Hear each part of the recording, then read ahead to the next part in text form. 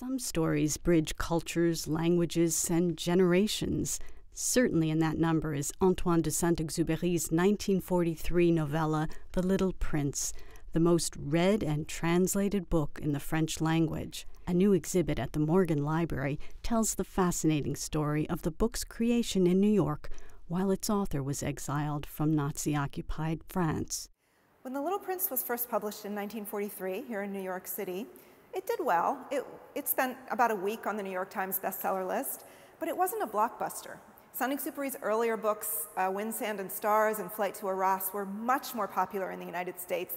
Each one of those books spent 20 weeks on the bestseller list. So The Little Prince started slowly, and it really built an audience over time.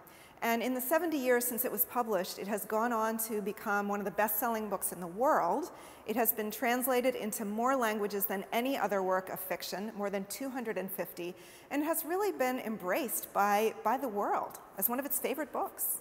This exhibition allows us, as best we can 70 years later, to be present with the author at the moment that he was making his creative decisions, at that moment when he was turning his idea into a work of art. We are able to look at Saint-Exupéry's original manuscript, a very preliminary manuscript. It differs greatly from the final text. So we can see in his almost illegible handwriting the earliest versions of passages that we have come to know very well. It tells the story of a little prince who lives on a very small planet, and he goes through a tour of the universe before finally ending up on Earth. And he encounters there a pilot who has crashed in the desert and wakes up one morning after spending the night on the sand and hears a little voice, and that is the voice of the little prince who has come to Earth. And we hear the pilot then tell the story of the little prince's adventures in the universe and how he finally comes to Earth and meets a little fox who gives him a valuable lesson about life.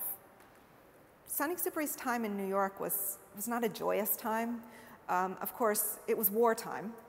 His home country was overtaken by Nazi Germany. He was here in New York not speaking English. Certainly he had French-speaking friends and he had a bit of a community here, but he was isolated.